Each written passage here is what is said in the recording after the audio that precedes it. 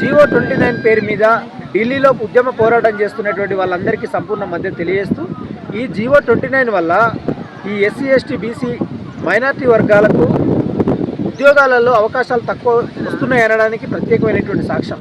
ఏ reservation పేరు మీద అయితే వెనకబడ్డ వాళ్లకు ముందుకొచ్చి వాళ్ళు ఈ సమాజంలో సమానమైనటువంటి భాగస్వామ్యం ఉండాలని రిజర్వేషన్ ప్రక్రియ వచ్చింది.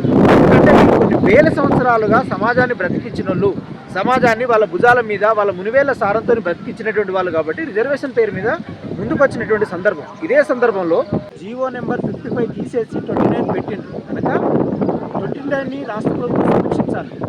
లేదు అంటే రాహుల్ గాంధీ మా తెలంగాణ రాష్ట్రంలో నిరుద్యోగ యువత ఆ ఢిల్లీ నడివీధుల్లో తిరుగుతున్న సందర్భం కాబట్టి మీరు భారత్ జోడో యాత్ర పేరు మీద దేశమంతా తిరిగి దేశ ప్రజల కోసం ప్రేమ అనే మార్కెట్ను మేము తెలిసినాం, ఈ ద్వేషం అనే మార్కెట్లో అని మీరు స్టేట్మెంట్ ఇచ్చారు.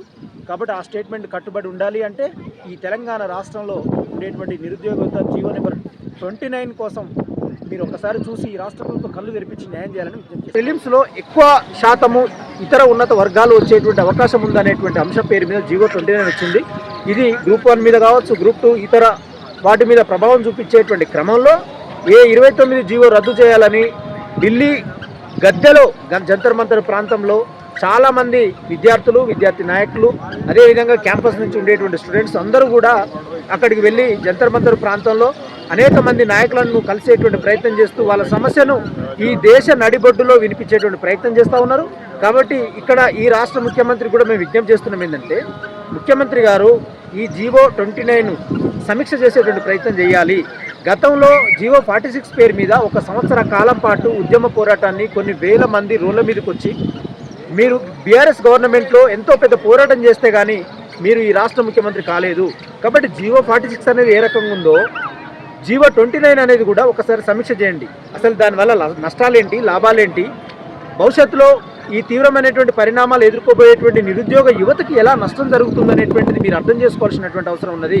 ఈ రాష్ట్రంలో నాలాంటి విద్యార్థి ఉద్యమ నాయకులు పోరాటం చేసి లక్షల మందిని కదిలిస్తే ఈ రాష్ట్ర ముఖ్యమంత్రి అయ్యారు. కాబట్టి ఒక ఉస్మానియా యూనివర్సిటీ స్టూడెంట్ లీడర్గా రిప్రజెంటేటివ్ చేస్తూ జీవో నెంబర్ 29 బాధితులుగా, భ్రష్టులుగా ఉన్నటువంటి వాళ్ళు, నష్టపోయినటువంటి వాళ్ళందరికీ కూడా సమన్వయం చేసేటువంటి ప్రక్రియ భవిష్యత్తులో జరగాలని కోరుకుంటూ ఢిల్లీలో జరిగేటువంటి వాళ్ళు, ఎందుకంటే వాళ్ళు అసలు ఎక్కడ తింటుండ్రో, ఏడ ఉంటుండ్రో, ఎవరిని కలుస్తుండ్రో, ఎన్ని ఢిల్లీలో ఉంటే ఎట్లా ఉంటాయో ఆ అనుభవాలు మాకు తెలుసు. ఎందుకంటే ఢిల్లీ రాజకీయాలను మేము చూసినాము.